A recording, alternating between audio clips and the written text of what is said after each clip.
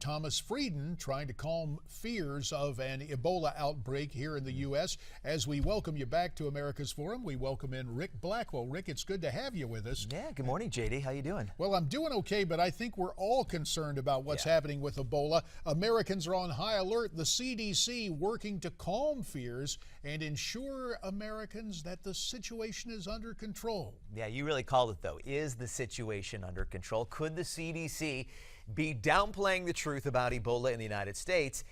And is the mainstream media helping them? According to our next guest, the CDC has a pattern of mishandling deadly disease outbreaks, and many news networks are not calling them out on that.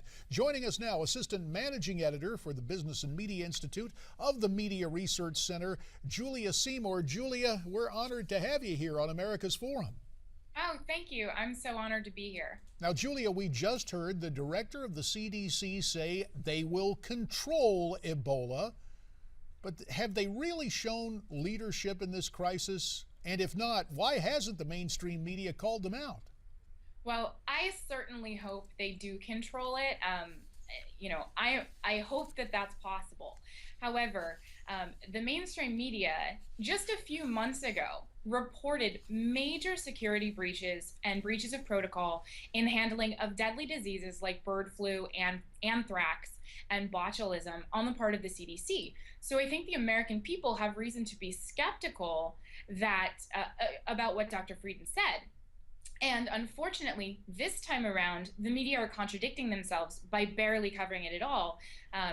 We looked at the coverage of the Ebola outbreak and all of the stories mentioning the CDC, and 98% of them ignored the agency's past failures. Well, Julia, you just talked about it right there. 98%. Unbelievable. Is anybody taking to task the CDC and their history of incompetence? The media did just a couple of months ago, in June and July specifically. The New York Times was all over these lapses, talking about a lax culture of safety at the CDC. So my question is, why are ABC, CBS, and NBC evening shows completely ignoring that now? Why was there only one out of 54 stories that expressed any concern whatsoever about the government agency's ability to control Ebola? Well, Julia, based on past performance, the alphabet networks notwithstanding, in your opinion, can the American people really rely on the CDC to adequately deal with Ebola? I think there's reason to be skeptical. And I think the media owe it to the American public to ask hard questions rather than simply letting their liberal biases get in the way. Liberals love big government, and the CDC is part of the government. And I think that that's part of the reason they're not asking serious questions in this instance. All right, Julia, with the CDC, if they are pushed aside, who really comes to the forefront in this particular issue? Who needs to get involved for us to feel like that we are controlling the Ebola cases in the United States? I just want I just want the media to do a better job of asking harder questions. I'm not a medical expert, so I can't say for sure that the CDC is doing anything wrong in this case. But with a history of failed protocols of shipping live anthrax by mistake to other labs, I'm a little nervous about it. And we've seen major failures on the part of many big government agencies, Secret Service, HHS, NIH, and others in recent years as well. Well, Julia, as we watched this entire episode unfold, we heard from the president, we heard from Dr. Frieden at the CDC that it was highly unlikely that Ebola would show up here in the U.S. Now, we understand the president trying to calm fears, but the head of the Centers for Disease Control ostensibly is concerned more with public health than political spin.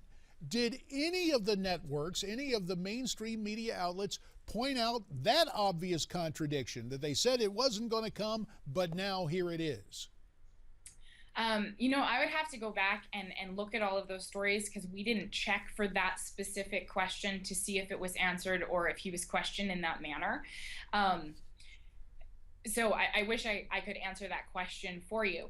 I certainly excuse me, I certainly hope that Dr. Frieden is more concerned with public safety than political spin.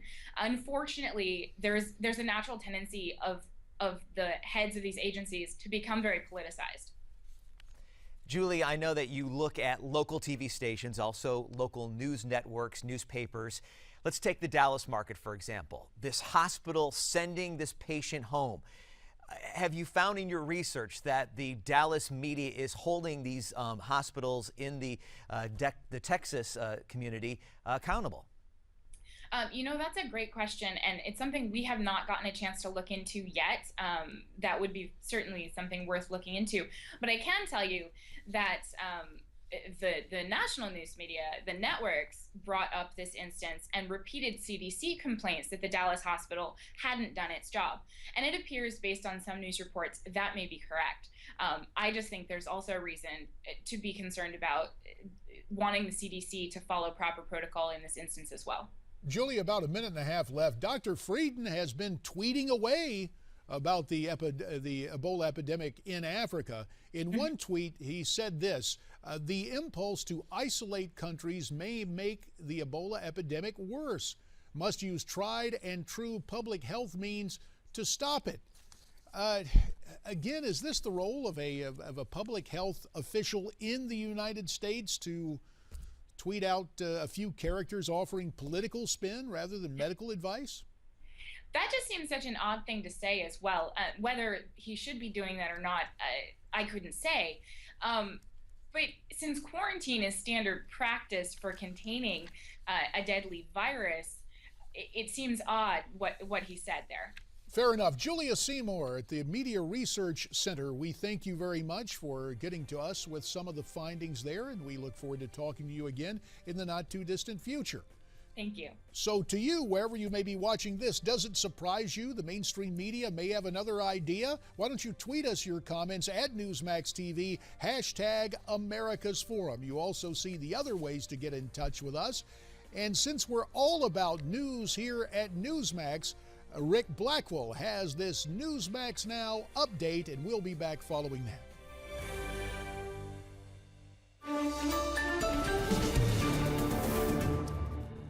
Good morning, everyone. ISIS tells supporters to slaughter American troops and their families. The latest intelligence report advises members of the military and their loved ones to be careful about what they post online amid fears that terrorists could use that information to find them. Thomas Eric Duncan, the man diagnosed with Ebola in Texas, may face charges back in Liberia. Officials there say he lied on a questionnaire when asked if he had been in contact with an infected person. President Obama tells the Congressional Hispanic Caucus that he plans to take executive action on immigration reform sometime between midterm elections and the end of the year. 20 stories over the streets of Oakland, California. Firefighters rescue a couple of guys trapped on a platform. One firefighter had to rappel down the side of the 24-story building. A happy ending there. Once again, heroic work by our firefighters. Great job in Oakland, California. I'm Rick Blackwell. We've got another update coming your way at the top of the hour.